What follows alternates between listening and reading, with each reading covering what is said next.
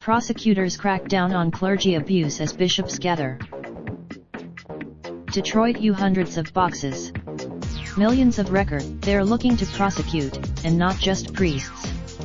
If the boxes line, for decades, leaders of the Roman Catholic Church were largely left to police their own. But now, as a nationwide Associated Press query of more than 20 state and federal prosecutors last week found they are looking for legal means to hold higher-ups in the church accountable for sex abuse. They have rated if a prosecutor applies racketeering laws, also known as RICO, against church leaders, bishops, and other church officials could face criminal consequences for enabling predator priests, experts say. Such a move by that Monsignor G. Michael Bugarin, who handles sex abuse accusations for the Detroit Archdiocese, said they too are committed to ending abuse and cover-ups. Bugarin said Some defenders of the church bristle at the notion of increased legal action, saying the Catholic institution is being singled out by overzealous prosecutors. A spokesperson, 17 years after U.S. bishops passed a zero.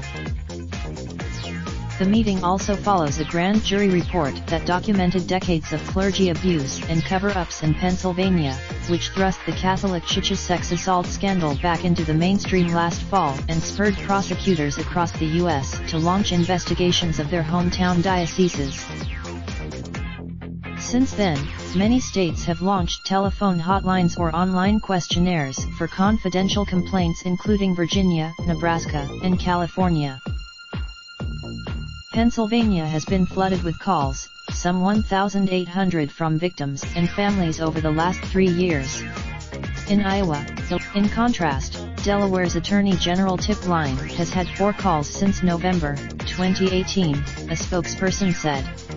Officials in Vermont, while priests have been prosecuted in the past, top law enforcement scrutiny of church authorities has been relatively rare. In 2012, AP reached out to attorneys general in 18 states, federal prosecutors in 3 jurisdictions, and the U.S. Justice Department to learn more about the new round of investigations. Some of the accused, before Pennsylvania's Attorney General got involved, cases against predator priests were largely the purview of local police and prosecutors, or private attorneys bringing lawsuits and civil claims. Although in Kentucky, Attorney General Andy Beshear wanted to investigate but lacked jurisdiction. He worked to change. Attorneys general who are investigating are using a range of tools.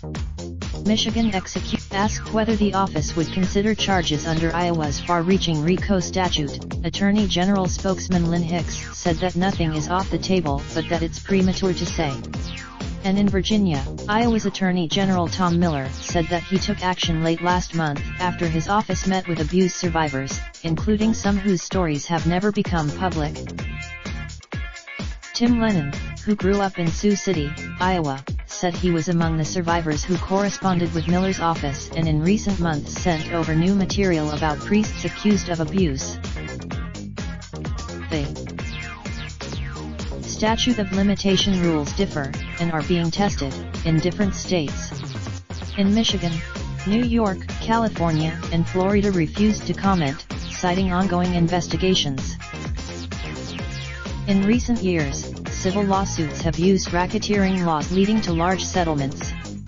Delaware-based its Associated Press writers Eric Tucker in Washington, Reese Dunklin in Raindrop, drop top smoking, no cooking the hot pot. Fucking on your bitch, yeah, that. Looking up, open the park pot.